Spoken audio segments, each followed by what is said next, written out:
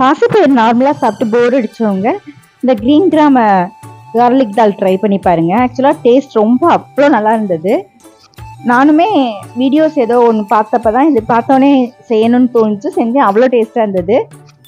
So குட்டீஸ்லாம் நார்மலாக பாசிப்பயிர் அவிச்சு கொடுத்தோம்னா சாப்பிட மாட்டாங்க. ஸோ இது ட்ரை பண்ணி பாருங்கள். ஃபஸ்ட்டு வந்து நம்ம 6 hours வந்து நம்ம பாசிப்பயிரை வந்து ஊற வச்சுக்கிடணும். அதை அவிக்கிறதுக்கு முன்னாடி வந்து அதுக்குள்ளே என்ன போட்டு அவிக்கணும்னா, ஒரு பார்சல் ஏலக்காய், பட்டை, கிராம்பு, ஜீரகம், பெருஞ்சீரகம், மிளகு இதெல்லாம் சேர்த்து ஒரு பார்சல் பண்ணி அதுக்குள்ளே போட்டுட்டு அவிச்சு எடுத்தோடனே அதை கீழே எடுத்து போட்டுறணும். அண்ட் தென் நெக்ஸ்ட்டு என்ன பண்ணணும்னா, அரைக்கிறதுக்கு என்னென்னலாம் அரைக்கணும் அப்படின்னோம்னா, கொத்தமல்லி, மிளகாய், தக்காளி இது 3ஐயும் அரைச்சி வச்சுக்கிடணும்.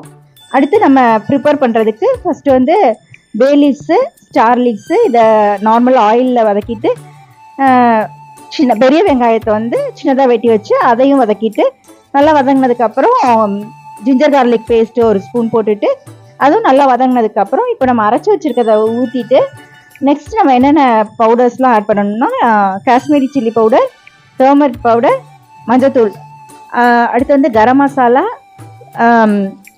அடுத்து வந்து மல்லித்தூள் இது எல்லாத்தையும் ஆட் பண்ணி நல்லா வதக்கிட்டு, பச்சை வாசனை நல்லா போனதுக்கப்புறம் என்ன பண்ணணும் அப்படின்னு சொன்னோம்னா, இந்த நம்ம அவிச்சு வச்சுருக்கிற இந்த பாசிப்பயிரை அதில் போட்டு நல்லா வதக்கிட்டு, ஒரு கொதி வந்தோடனே நம்ம உப்பு தேவையான உப்பு அளவு போட்டுட்டு, நெக்ஸ்ட்டு கொத்தமல்லி தூவிட்டு, நெக்ஸ்ட்டு இதுதான் முக்கியமானது என்னென்னா, நெய்யில் கார்லிக், ஜீரகம் அண்ட் தென்